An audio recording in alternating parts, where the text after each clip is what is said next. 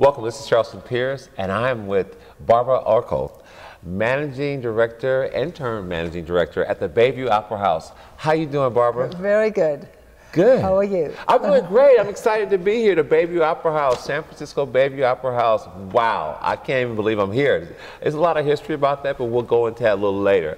But tell me about you. Where are you from? Well, I'm from Germany originally. Germany. Wunderbar. That's the only word I know in German. Well, that's great. So you're in San Francisco now? I'm in San Francisco. That was one of my long-term dreams, to come to San Francisco, California, where people wear flowers in their hair. Remember that? You're too young to remember. Peace of love, peace of love. I'm a 60 child, so I was around. Excellent. So you're at the Bayview Opera House. What an amazing place to be. I mean, this is a place where you can inspire people. What inspires you to do what you do? Well, I've always loved the arts, and I was inspired to go out here and connect with my community. I've lived in Bayview since 1993. I've worked in the Bayview since 1984. I've been spending a lot of time here. I've been watching the Opera House. I've seen many events here. I've tried to connect with it, and eventually, when I had to slow down in my work, I decided, okay, I'm going to spend some time volunteering. I'm usually very, very busy, but there was an opening. I said, okay, I'm going to do this now. And I got on the board of the Bayview Opera House, and I got onto the program committee and quickly became the chair of the program committee. There wasn't all that much activity going on, so it was kind of easy to get there. So I started making things happen, and the first thing, the event I put on, was a celebration for President Obama, who was being sworn in at that time. So we had a big celebration here at the Opera House. I just felt like we needed to have this here in Bayview. That's awesome. That's really great. Congratulations. Well, thank you. So tell us about, what does the Bayview Opera House have to offer the community? What happens here? What is it all about? Okay. The Bayview Opera House has a lot of things happening for the community, and I'm really grateful for this opportunity to put the word out, because one of our problems is that not enough people know about what we have going on. Our mission is to bring arts and culture to the Bayview, because a lot of people from the community don't have the opportunity to go out to museums, to the theater, to the opera, and so on, the way other people do. And so we like to bring the arts and culture to the community right here. And we like to bring it in particular to children. And for that purpose, we have our Dare to Dream after-school arts enrichment program. Nice. We have about 170 kids come through here every week. Oh my, 170? 170 kids. That's a lot of kids. It's a lot of kids. So that's awesome. I think that, one of the things that you were saying was that a lot of folks can't go downtown. They can't go uptown, and they don't get opportunity. And the fact that you have it here, they can be inspired here in their own community, is very important, because that gives them hope, it gives them understanding, it gives them knowledge that there's other things in the world outside their community. There's art, and arts is so important. And I see this beautiful art around me. And are these local artists in the Bayview? Yes, well, these are artists that have strong connections to the Bayview. They're not from the Bayview. One of the artists, Jason Webster, whose metal work you see here, has worked in the Hunters Point shipyard since like early 1990s. Wow. And he apprenticed himself to other artists. One of them was artist Joe Sam, who was for the longest time the only African-American artist out in the shipyard. Yeah, you guys are doing a lot of great things. I am so happy to be here. And you know what? You don't know this, but I grew up here. I grew up across the street from the Bayview. So I'm just really excited that you're making it happen, that you're bringing the right people here, that you're putting Bayview on the map so the whole world can see that it's a friendly environment. It's a place where kids can come and pursue their dreams and goals like I did. So thank you very much. That is so great. I'm so glad you're here, and we just thank you. So we can see more information about the Opera House on the website, on the screen. That's so right. Thank you very much. Have a great day. Thank you, Charleston. Pleasure meeting you. Yes. All right.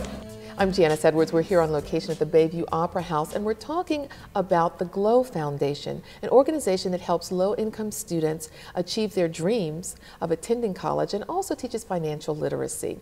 Peter Kim is the executive director. Peter, nice to meet you, and thank you for joining us. Thank you. You know, I gave a little bit about what GLOW does, but could you elaborate on how you work with students? Yes, so GLOW Foundation, our mission is to provide financial literacy, mentoring, and unmet need scholarships to students. So the way that we work, we partner up with different financial institutions, nonprofits, and schools to come in and deliver our program over a 2-year period. What we really do is focus on the basic financial literacy skills around what is banking, what is a banking account, and then really start focusing on financing for college. And that's so important. We have a theme today of dreams coming true. Sure. And if those students do achieve their dreams of financial success, it's so important to know how to handle money. We see stories all the time of people who make a lot, but then ultimately aren't able to hold on to it. As you're teaching them about financial literacy, what are some of the common themes that tend to come up for the students? Well, so the population we're working with are under-resourced community youth. So we're starting at a place where a lot of these students are coming from low-income families. And just understanding basic finances, even having a bank account, is something new to these students. So what we're teaching them is how do you do a budget, how do you plan out for the year? And then really the aspirational part is really saying college is a possibility, you can finance college. So we teach them about financial aid, scholarships, work study, actually how do you actually empower these students to actually become college students and graduate. And which particular partners do you have in this area in San Francisco? In San Francisco, we're working with College Track, City Arts Technology High School, First Graduate and Mission Graduate. So people who are watching and are interested in having an application for this program would go through them and then you come in, or would they contact you directly? So the way that we work, we actually partner with our schools and nonprofit partners, and they provide the pipeline to the students, because we see during this college and access and success field, really getting kids into college, it's a team effort. And so we partner up with these other organizations so the students come through them to us, and we partner with them to deliver the programs.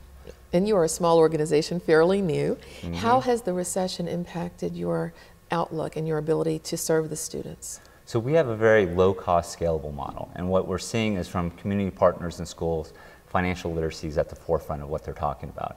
And to get kids in college with rising tuition costs, job unemployment rates are really high right now, and so everyone's coming to us and saying, how can you deliver this program to our students? And so what we're looking at this year, we've been around for 4 years, we've delivered our programs to 550 students, provided over 90 scholarships, and we want to scale over the next 2 to 3 years and be throughout the state. And so we are leveraging our partnerships, partnering with corporate and financial institutions to really see how can we go to scale, be statewide in the next 2 to 3 years. Oh, that's a great vision and goal. Yes. On a personal note, you're from Ohio, you came to the Bay Area. What was your dream growing up, and how close are you to living that now? Well, so my parents were immigrants from Korea, and luckily for me, they both had college degrees and they came here. And they're really pioneers for me and sort of role models. And so for me, coming and growing up in America, I really realized the opportunities that we had.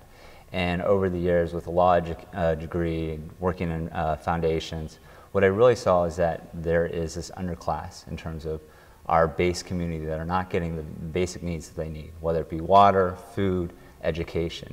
And so what really inspires me for this work is how can we sort of leverage all the different partners, whether it be from the public sector, private sector, foundations, nonprofits, really working collectively to actually achieve this and provide basic services to our most needy students.